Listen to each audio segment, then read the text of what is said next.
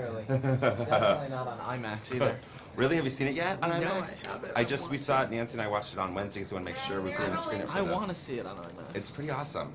It's a whole other perspective of how you're into the movie. I'm sure. So Taylor, tell me what it is you think that makes these books and these movies such like a cultural phenomenon right now.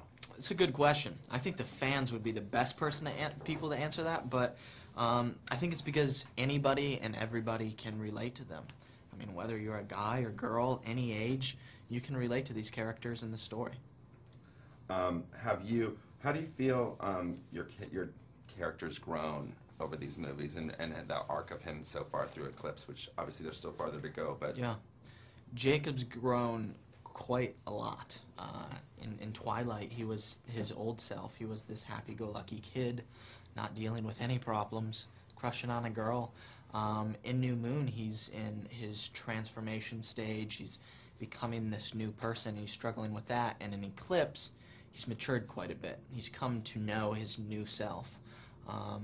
And he struggles. I'd say he's emotional in Eclipse. He becomes frustrated because he gets this close to having what he wants, but once again gets told no over and over again.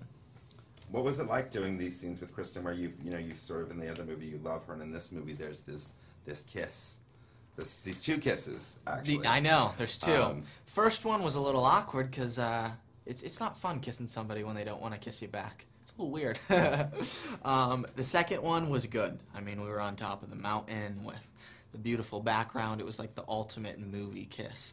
And I mean, yeah, we're super close. So I wouldn't say it was awkward, but as soon as we'd finish kissing every single time, she'd like look at me and go, "We just kissed," and I'd be like, "Yeah, we did. All right, let's go again."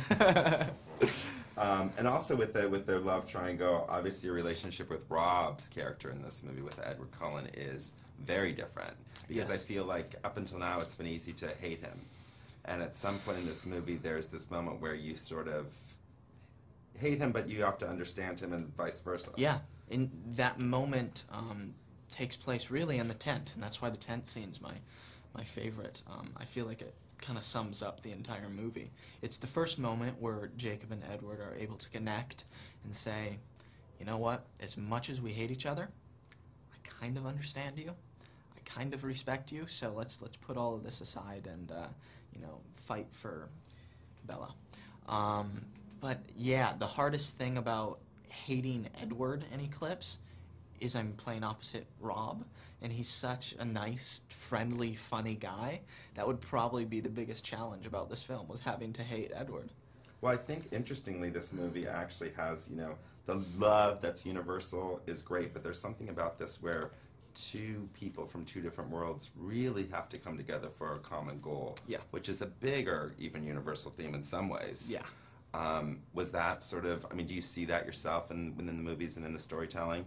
Yeah, absolutely. I feel bad for all the characters. I wouldn't want to be any one of them, but I feel really bad for Bella because she's being torn between these two guys that are both madly in love with her, but they're complete opposites, and they hate each other. But you're right.